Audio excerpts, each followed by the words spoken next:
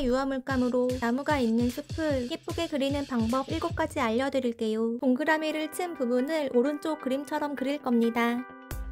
미리 보기 5초 보여드릴게요. 여러분 구독, 좋아요, 알림 설정 많이 해주시면 좋겠어요. 시작합니다. 제가 영상 제작을 한 이유는 2가지입니다. 첫째, 그림을 더 잘 그리고 싶은 분들에게 도움을 드리려고 해요. 둘째, 그림 과정을 보시면서 더 행복해지길 바랍니다. 이 그림 소개를 해볼게요. 저는 정물화를 그린 건데요. 이야기가 있는 동화로 표현했어요. 그림에 그린 소재는 6가지인데요. 파비안, 너구리 팬더, 테이블, 나무, 산, 하늘입니다. 소재들은 자연이며 예쁘고 귀엽고 아름다워요. 저는 컴퓨터 포토샵으로 그림으로 그릴 이야기가 있는 한 장면으로 편집을 했어요. 구도는 테이블에 파비안이 있고 근처에 너구리 팬더 2마리가 있어요. 배경은 나무가 많이 있는 숲과 산이 보이는 하늘입니다. 그림은 편안하고 밝은 느낌입니다. 그림 크기는 캔버스 15호M 65.2 곱하기 45.5cm입니다. 이 그림을 그린 이유는 작가 활동을 하기 위해 그림 준비를 하는 겁니다. 이번에는 하얀색 캔버스 천에 첫 번째로 채색을 하는 거라서요. 이번에 칠한 유화 물감이 건조가 된 후 채색을 더 할 거라서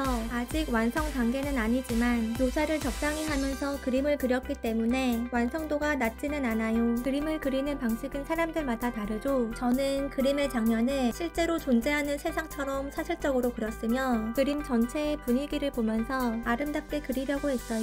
나무가 있는 숲을 예쁘게 그리는 방법 7가지는요. 형태, 색상, 채색, 붓 사용법, 경계, 표면, 채색 끝부분입니다. 스케치를 할 때 형태를 정확하게 그렸어요. 나무는 형태가 명확하지 않지만 채색을 하면서 형태 수정을 많이 하지 않도록 스케치를 해놨어요. 유화 물감으로 채색을 할 때 그려놓은 스케치는 참고는 했지만 나무 형태를 더 예쁘게 수정을 하기도 했어요. 제가 그림 속 풍경을 정면으로 바라봤을 때 원근감이 느껴지게 표현했어요. 앞쪽에 있는 나무는 크게 그렸고 점점 뒤로 갈수록 작아지게 그렸어요. 색상은 맑은 색을 사용해서 밝은 느낌의 그림을 그리려고 했어요. 짙은 초록색, 연두색, 노란색 등을 단독으로 사용을 하기도 했어요. 초록색 계열의 파란색 계열을 혼합을 하기도 하고 보색인 빨간색 계열을 혼합을 하기도 했어요. 노란색 계열의 흰색을 혼색하기도 했어요. 숲에 나무 여러 그루가 겹쳐져서 많이 있는데요. 나무를 한 그루씩 그리거나 2그루, 9그루를 동시에 같이 그리기도 했어요. 기법을 다양하게 시도를 하면서 더 효과적인 채색 방법을 찾으려고 했어요. 전반적으로는 나무 한 그루씩 적당한 묘사를 하면서 그림을 그렸는데요.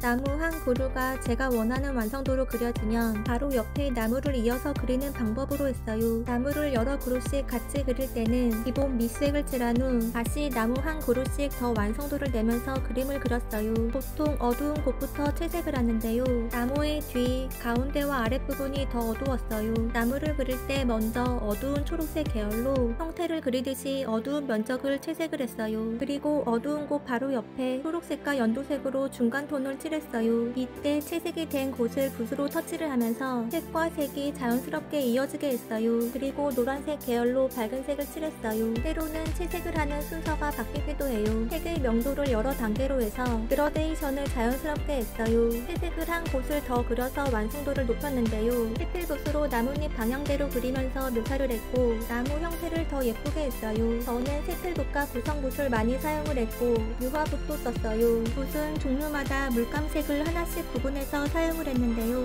예를 들어 색필붓 1호는 어두운 초록색, 노란색 3개 사용을 했어요. 그리고 붓에 물감을 묻힐 때 물감을 뜬다는 느낌으로 했어요. 나무 끝부분 잎이 뾰족뾰족한 모양인데요. 나무 뒤 어두운 색을 칠할 때 붓의 방향은 바깥쪽에서 안쪽으로 해서 칠했고 나무의 밝은 부분을 더 묘사를 할 때는 붓의 방향을 안쪽에서 바깥쪽으로 했어요. 그림 소재의 형태와 상황에 따라서 붓으로 칠하는 방향이 달라지는 것입니다. 나무 잎을 표현을 할 때는 곡선을 그리면서 채색을 했어요. 나무 기둥은 직선으로 그렸어요. 고요하고 차분한 자연을 표현하려고 했어요. 나무를 큰 붓으로 채색을 할 땐 붓을 조금 눕혀서 분모의 납작한 부분으로 칠했어요. 그리고 캔버스에 닿는 분모의 방향을 바꿔가며 붓에 물감이 묻혀있는 곳으로 칠했어요. 나무 형태 끝 경계를 부드럽게 표현을 했는데요. 나무의 바깥쪽을 먼저 칠했다면 나무 안쪽 노란색을 칠하면서 붓 끝으로 경계를 지나가면서 연결을 하기도 하고